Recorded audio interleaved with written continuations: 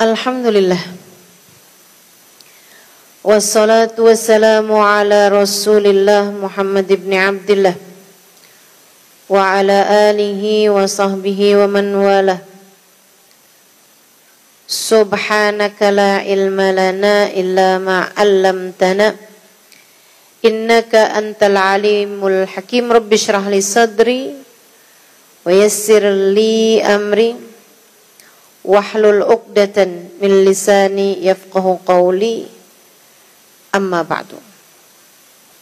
Para syarifah, para ibu nyai, pimpinan-pimpinan pondok pesantren, pimpinan-pimpinan majelis ta'lim, para ustadzah, kita doakan semoga selalu dalam limpahan rahmat ridha Allah Subhanahu wa taala, dalam lindungan dan bimbingan Allah Subhanahu wa taala, serta tentu saja semua yang hadir di majelis ini, baik ibu-ibu, kakak-kakak, adik-adik, anak-anak, yang semoga semuanya dirahmati Allah, disayang Allah, dibahagiakan Allah, disayang Rasulullah, disyafaati Rasulullah Sayyidina Muhammad sallallahu alaihi wasallam insyaallah. Amin ya rabbal alamin. Majelis Maulid itu tentu saja tidak ada yang keluar dari apa yang sudah digariskan oleh syariat.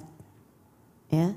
Mungkin ada perayaan-perayaan Maulid di satu tempat misalnya yang dengan laki-laki perempuan campur jadi satu, kemudian mereka berebutan hal-hal itu, menurut saya adalah merupakan tradisi yang bukan merupakan bagian dari perayaan Maulid yang sebenarnya. Tapi jangan karena adanya oknum-oknum yang merayakan Maulid dengan cara yang salah kemudian membuat yang merayakan Maulid semuanya jadi salah. Kan gak bisa begitu. Kan ada tuh, ya kan? Yang rayain Maulid pawai, kemudian pawainya itu laki perempuan desek-desekan, rebutan barang apa gitu kan ya. Nah, yang kayak begitu-begituan nggak sesuai dengan syariat, iya, tapi bukan berarti dengan adanya orang yang melakukan hal yang semacam itu yang akhirnya kemudian semua orang merayakan Maulid jadi salah semuanya gitu. Enggak gitu ceritanya. Apalagi kalau teman-teman ikut hadir di majelis Maulid nih, kayak yang dari awal-awal kita kerjain tadi tuh, ada yang salah nggak kira-kira? Enggak ada yang salah. Apa sih isinya Maulid? Baca sejarahnya Nabi. Teman-teman sekalian, kalau dikatakan baca sejarahnya seseorang, jangankan Nabi Muhammad, orang paling kafir di atas muka bumi ini, kamu boleh kok baca sejarahnya. Kamu mau baca sejarahnya Fir'aun, boleh apa nggak boleh? Boleh. Lah kalau baca sejarahnya Fir'aun aja boleh untuk sebagai pembelajaran, bagaimana pula dengan membaca sejarahnya manusia terbaik di atas muka bumi ini?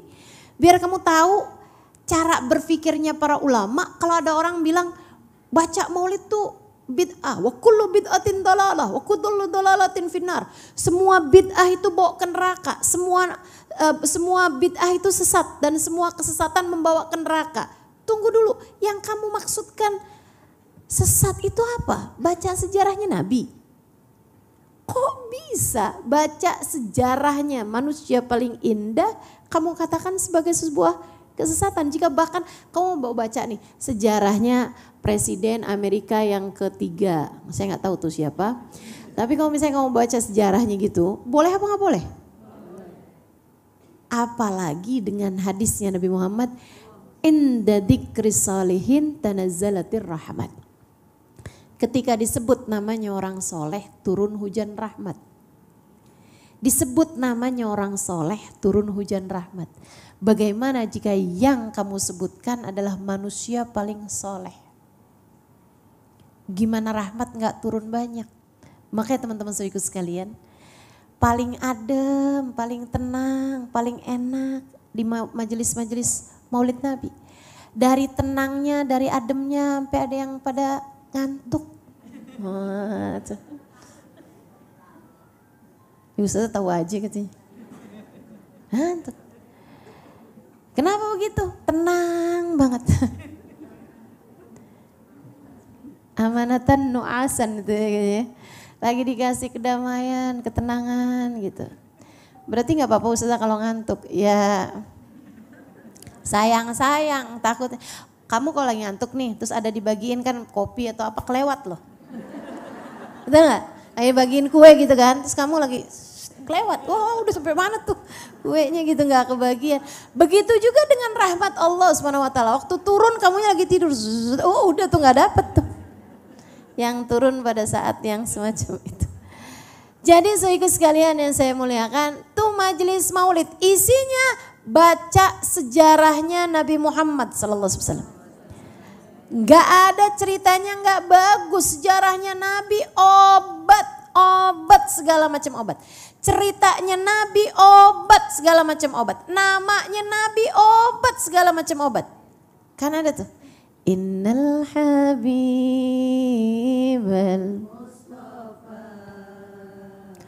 Dhurafatin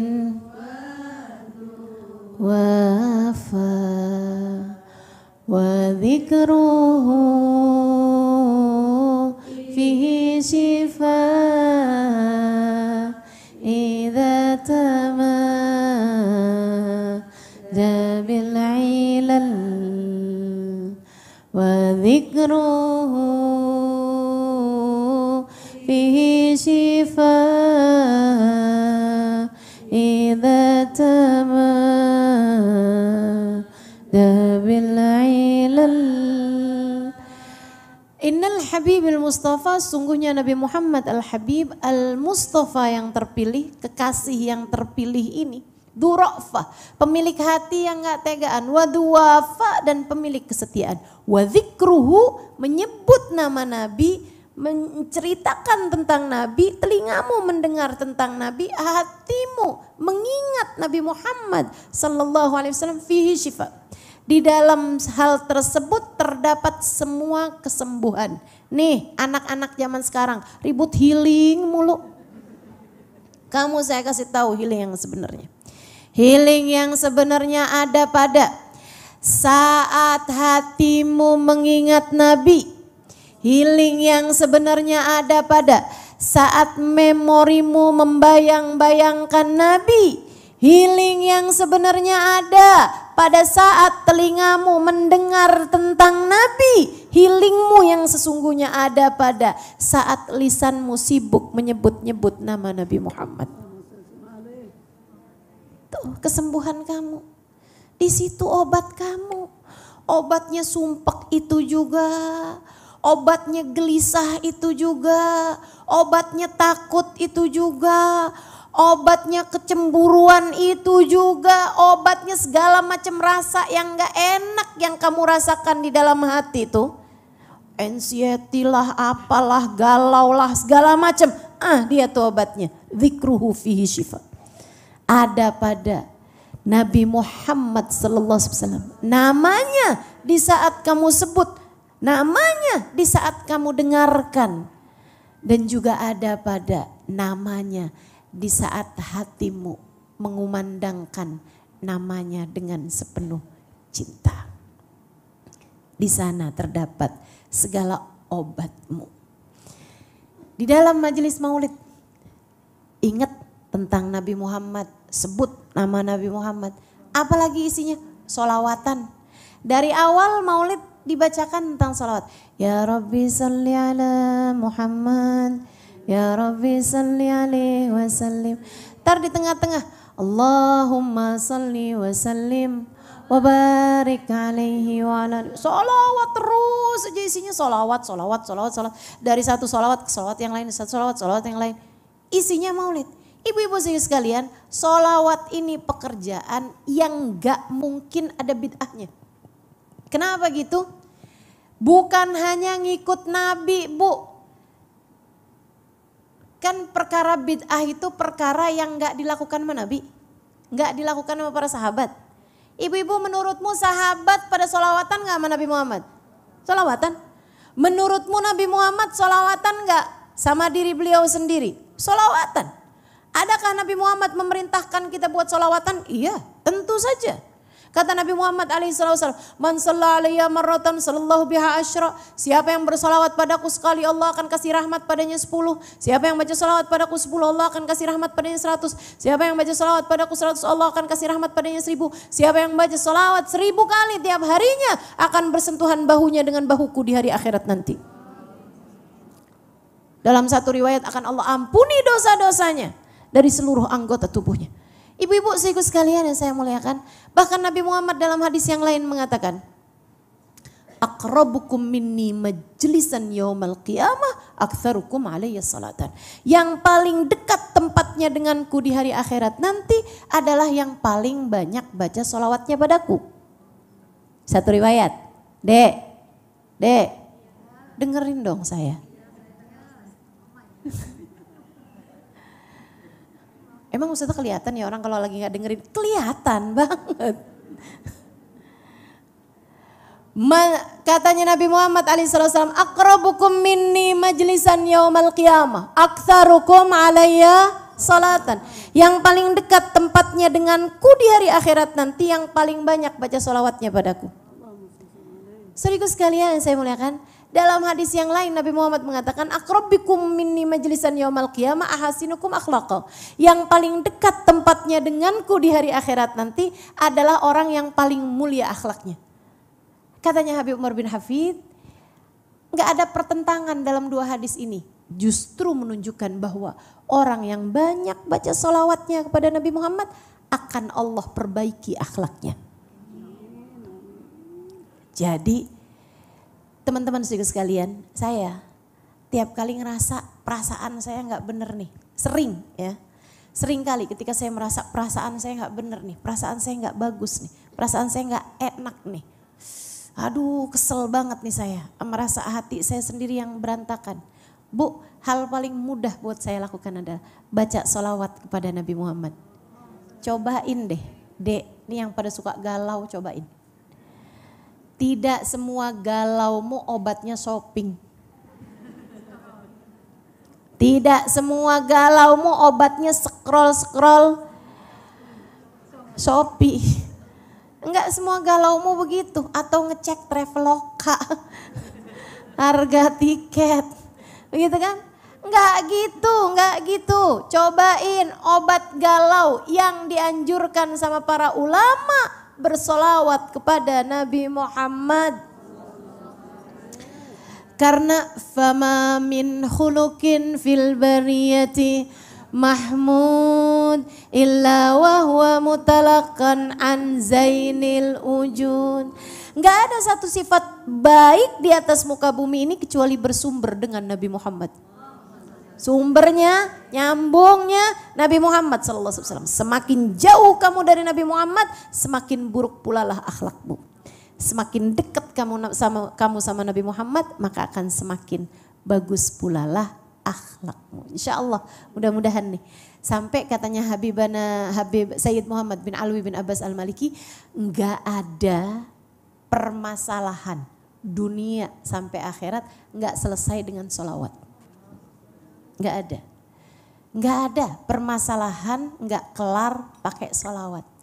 Permasalahan hidupmu, permasalahan akhiratmu, permasalahan hatimu, rezekimu, segala macam. Cobain sholawat, obat segala macam obat, senjata paling ampuh, obat paling mujarab. Teman-teman sekalian. Nah itu ada di majelis maulid kita ini. Isinya zikrun Nabi, sholawatan, mau ucap salam. Ya kan? Nah ucap salam nih, sebentar lagi nih saya akan baca satu fasal, abisnya nanti qasidah gitu kan. Kita ucap salam kepada Nabi Muhammad SAW. Yang mudah-mudahan kalau hati kita hadir, pikiran kita nyambung, mudah-mudahan salam kita dijawab sama Nabi Muhammad SAW. Sesuai dengan janjinya di hadis yang tadi telah saya sampaikan. Saat umatku mengucap salam padaku, Allah kembalikan ruhku sehingga aku dapat menjawab salamnya. Insya Allah mudah-mudahan diizinkan ucap salam kepada Nabi Muhammad di dunia, Allah izinkan kita untuk bisa mengucapkan salam langsung di hadapan Nabi Muhammad di hari akhirat nanti insya Allah. Amin ya rabbal alamin. Isinya maulid selain daripada itu teman-teman saya sekalian adalah memuji Nabi Muhammad. Ini saya kasih tahu. Hati kita itu pekerjaannya mencintai dan membenci. Para ulama mengatakan kalau kamu nggak pakai hatimu buat mencintai yang benar, yang seharusnya dicintai, Allah akan beri musibah pada hatimu dengan mencintai yang tidak semestinya dicintai. Gak ada yang lebih pantas buat kamu cintai lebih daripada Allah dan Rasulnya. Allah dan Nabi Muhammad sallallahu alaihi wasallam. Kamu kalau bisa puji Nabi Muhammad sallallahu alaihi wasallam, keluar dari hatimu pujian tersebut.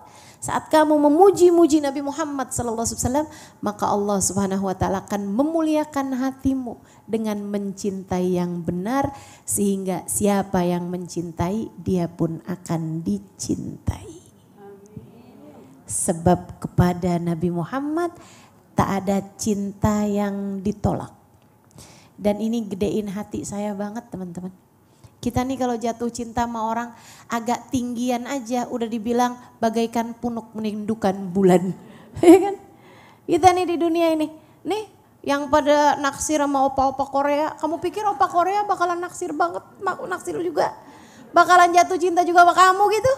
Gak ada ceritanya. Saudaraku sekalian saya muliakan, tuh sama orang di dunia aja kamu udah gak dianggap pantas, kan begitu ya? Kamu bayangkan cintamu kepada Nabi Muhammad yang modelan kita nih loh. Kalau cinta sama Nabi Muhammad, kabarnya cinta kita tak ada yang ditolak. Gede hati saya setiap kali ingat itu. Alhamdulillah ya Allah, alhamdulillah. Ini yang modelan kayak saya. Kalau saya jatuh cinta sama Nabi Muhammad, Nabi gak nolak cinta saya. Alhamdulillah, alhamdulillah, alhamdulillah.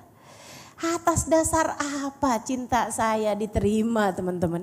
Atas dasar apa cintamu pantas diterima? Kayaknya kalau ngelihat sebab-sebabnya kayak gak ada tuh sebab-sebabnya tuh.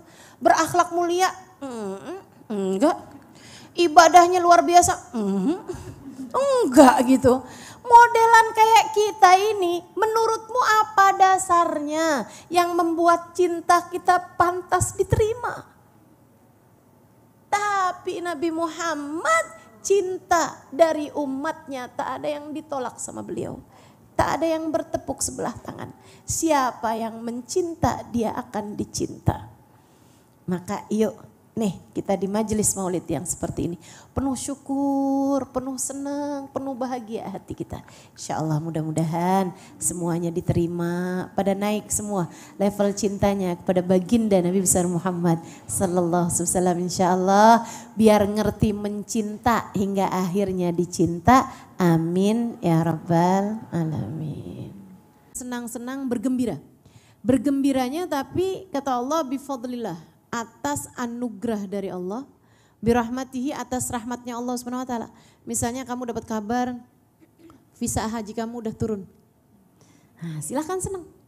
Kata Nabi Muhammad kata Allah Subhanahu wa taala, silahkan bergembira. Pertama kali kamu lihat Ka'bah, nah silahkan bergembira. Ada orang udah lama nggak punya anak, kemudian ngecek dapat 2 garis. Silahkan bergembira. Atas anugerah yang Allah Subhanahu wa taala berikan, silahkan bergembira. Ada janda 10 tahun, tiba-tiba dilamar, gitu ya. Nah itu silahkan bergembira gitu. Tapi syaratnya bifadlillah, atas anugerah dari Allah, wa birahmatihi, dan atas rahmatnya Allah Subhanahu wa taala yang Allah berikan kepadamu, bergembiralah. Huwa khairun. Syukurmu, gembiramu atas kenikmatan yang Allah Subhanahu wa taala berikan itu bahkan lebih baik daripada ibadah yang kamu lakukan. Syukur, mensyukuri nikmat itu Allah lebih suka daripada ibadah yang kamu bisa kerjakan, kata Allah Subhanahu wa taala. Saudaraku sekalian, para ulama menyampaikan, ini boleh dibuka di kitab I'anatul Talibin ala Syarhi Fathil Mu'in di bab tentang walimah. Bab tentang buat pesta, buat resepsi ya, buat pesta. Tapi kan kitabnya dalam bahasa Arab. Gundul pula. Adik-adik kan kebanyakan gak bisa baca. Jangan kata yang gundul, Ustazah, gondrong aja kita yang bisa baca. Ya udahlah, makanya jadi saya ceritain aja. Katanya beliau walimah paling walimah. pesta paling pesta yang semestinya kamu lakukan adalah pesta atas anugerah terbesar yang Allah Subhanahu wa taala berikan tak hanya kepada kehidupan seseorang, bahkan kepada alam semesta. Namanya Sayyiduna Muhammad. Pesta paling pesta yang harus kamu lakukan seharusnya adalah dalam rangka bergembira, mengingat, mengenang kelahiran seorang manusia bernama Sayyiduna Muhammad. Qul bifadlillah wa bidzalika falyafrahu huwa khairun mimma yajma'un. Ketika Allah menyebutkan tentang fadl dan rahmat, teman-teman sekalian, dalam ayat yang lain Allah kasih tahu apa sih nikmat terbesar yang Allah SWT berikan kepada seorang manusia yang beriman nih. Kita nih ketika Allah SWT anugerahkan keimanan kepada kita, nikmat paling besarnya apa nih? Kita mau bergembira atas nikmat tersebut seperti yang Allah perintahkan dalam ayat ini. A'udzubillahi minasyaitonirrajim. Allah cerita. Laqad mannallahu 'alal mu'minin id ba'atsa fihim rasulan yatlu alaihim ayatihi wa yuzakkihim wa yu'allimuhumul kitaba wal hikmah wa in kanu min qablu lafi dhalalim mubin. Kata Allah, laqad mannallahu 'alal mu'minin. Allah sungguh-sungguh telah memberikan kenikmatan paling besar. Itu Allah nyebutnya. Allah tuh punya banyak kata untuk memberi. Ada a'ta, ada wahab. Artinya sama-sama memberi. Teman-teman sekalian, tapi Allah nggak pakai kedua kata tersebut, Allah pilih menggunakan kata-kata man. Man itu adalah pemberian yang dari besarnya sampai boleh diungkit. Makanya dalam ayat yang lain Allah bilang, la tubtilu sadaqatikum bil manni wal adha. Janganlah kalian batalin sedekah kalian dengan diungkit. Kamu sebut-sebut terus tuh batal pahalanya kata Allah. Mengungkit itu hanya diperbolehkan untuk pemberian yang besar banget. Pemberiannya siapa? Pemberiannya Nabi kepada umatnya, pemberiannya ibu kepada anaknya. Itu aja tuh yang boleh seseorang itu ngungkit. Saudara sekalian, Allah pakai kata-kata man. Aku telah menghadiahkan, memberikan pemberian terbesar sehingga aku akan terus menyebut-nyebutnya kata Allah. Alal mu'minin, kepada orang yang beriman. Apa ya Allah? Kita ini dikasih pemberian paling besar darimu itu apa? Harta? Kuasa? Atau apa nih? Kesehatan mungkin? Apa pemberian terbesar yang kau berikan bagi hidup kami? Kata Allah, idh ba'atha fihim rasulan. Aku utuskan, aku hadiahkan buat kalian Nabi Muhammad. Yatlu alaihim ayatih. Nabi Muhammad ngasih tahu kepada kalian jalan menuju Allah. Bacakan firman-firman Allah. Bikin kalian ngerti caranya jadi hamba Allah kayak gimana. Yuzakkihim. Nabi Muhammad meninggikan kalian. Nabi Muhammad menjadikan kalian yang asalnya manusia yang tidak beradab, lebih mirip kepada binatang tatanan kehidupannya, dinaikkan Nabi Muhammad sallallahu alaihi wasallam. Yuzakkihim. Ya'allimul kitab wal hikmah. Nabi Muhammad ajarin kalian Al-Quran. Nabi Muhammad ajarkan kepada kalian kebijaksanaan etika dalam berkehidupan. Wa in kanu min qablu lafi dhalalim mubin. Padahal kalau kalian lihat masa lalu kalian sebagai manusia, di masa jahiliyah kalian benar-benar berada dalam kesesatan yang nyata. Jadi Allah ngasih tahu hadiah terbesar buat kamu tuh Nabi Muhammad sallallahu alaihi wasallam. Dan kita nih sama Allah dibilang, kamu terhadap hadiah-hadiah yang Allah berikan, bersenang-senanglah, bergembiralah. Seperti yang sedang kita lakukan saat ini. Bergembira, merayakan. Makanya saya lebih suka pakai bahasa perayaan Maulid Nabi daripada peringatan Maulid Nabi. Sebab Maulid Nabi dirayakan, bukan sekedar diperingati.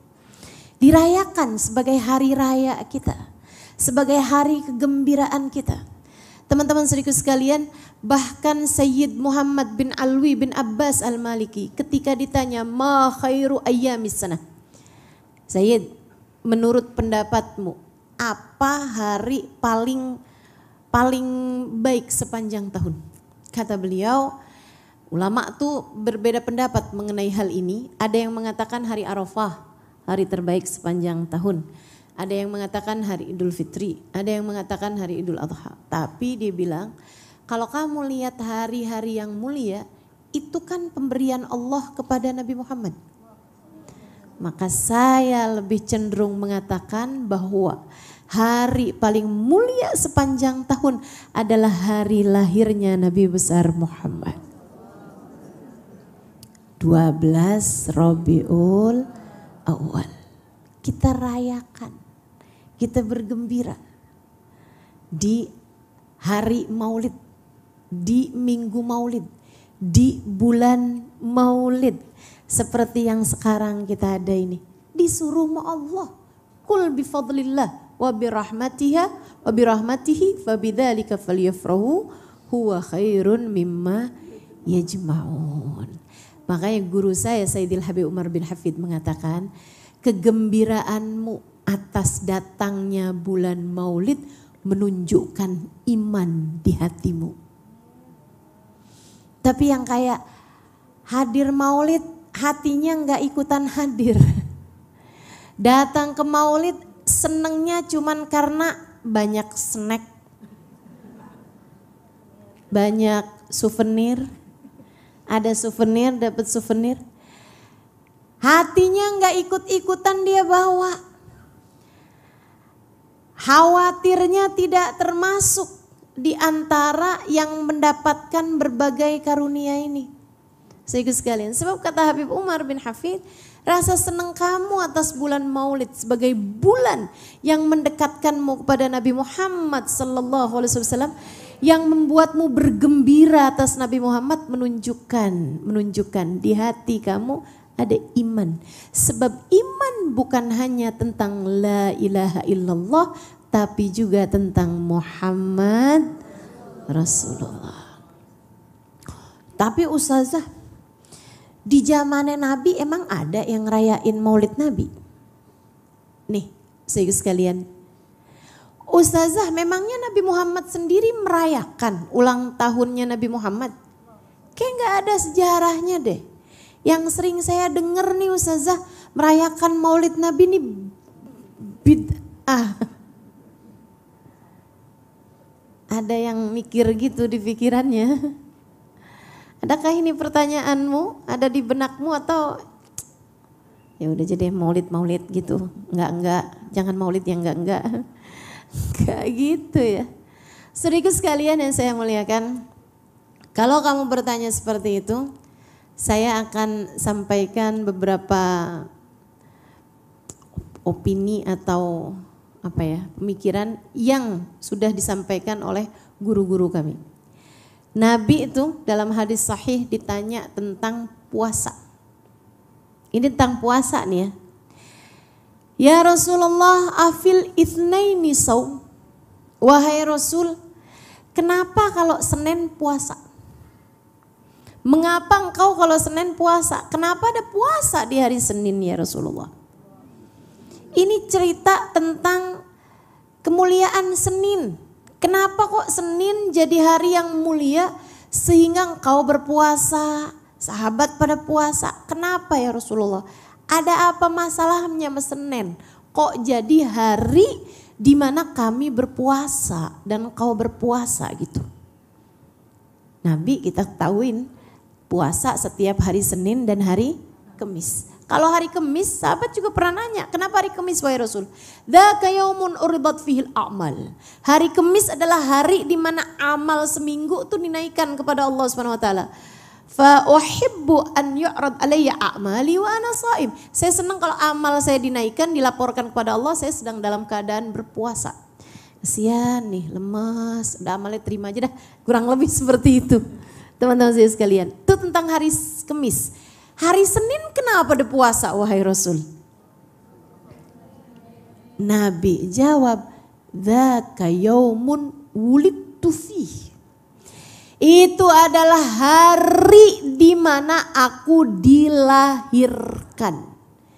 Jadi Nabi tuh teman-teman rayakan maulid beliau, mensyukuri kelahiran beliau, mengadakan maulid Nabi Muhammad, merayakan ulang tahunnya bukan ulang tahun, tapi ulang minggu.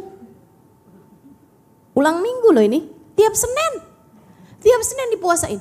Kenapa wahai Rasulullah kau puasa hari Senin? Itu adalah hari aku dilahirkan. Syukuri, aku mensyukurinya. Kalian sebagai umat syukuri hari kelahiranku dengan cara puasain tiap hari Senin.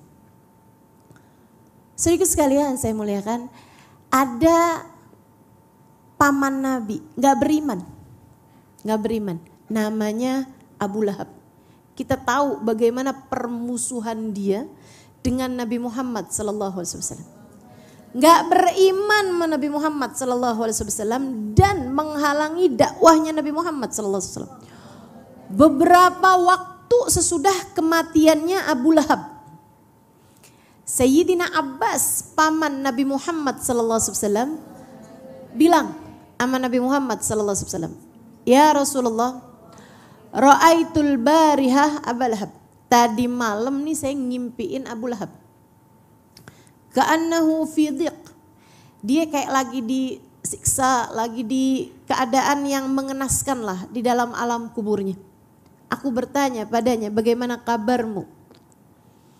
Bagaimana kabarmu? Kan sesaudaraan itu, kakak adik. Cuman Sayyidina Abbas beriman, kalau Abu Lahab kan gak beriman. Bagaimana keadaanmu di dalam kuburmu wahai saudaraku? Dia bilang, saya dikubur tersiksa. Saya menyesal tidak mengikuti keponakan kita, yaitu Muhammad sallallahu alaihi wasallam, Sayyidina Muhammad SAW. Tapi saya tiap hari Senin dapat keringanan. Apa itu? Saya dikasih air putih mengalir dari sela-sela jari saya. Saya isep, apa tuh? Isep ya, kayak anak kecil itu ngisep air susu ibunya gitu. Nah itu seperti itu. Dari sela-sela jari saya sepanjang Senin. Kenapa gitu? Kamu dapat keringanan semacam itu tuh kenapa? Sampai ditungguin tiap Senin, kapan nih Senin. Tungguin sama Abu Lahab. Karena ada dapat keringanan. Kenapa engkau mendapatkan keringanan semacam itu? Dia bilang bifarhatihi biwiladatin Nabi sallallahu alaihi wasallam. Karena saya senang waktu dengar kabar Muhammad lahir. Jadi waktu kabar Nabi Muhammad lahir itu, Abu Lahab dikasih tahu sama Thuwaibah, budaknya dia. Dia bilang, Tuan, Aminah janda dari saudaramu Abdullah sudah melahirkan anaknya. Ditanya sama Abu Lahab, laki atau perempuan? Laki-laki, kabarnya dikasih nama dengan nama Muhammad. Wah, beruntung sekali kita punya ponakan tambah lagi nih. Wah, seneng banget. Dari senengnya dia langsung, kamu nih Thuwaibah udah ngasih saya seneng pagi hari ini. Saya tanya sama kamu pengen hadiah apa dari saya? Orang Arab kalau disenengin suka ngasih hadiah. Sehingga sekalian,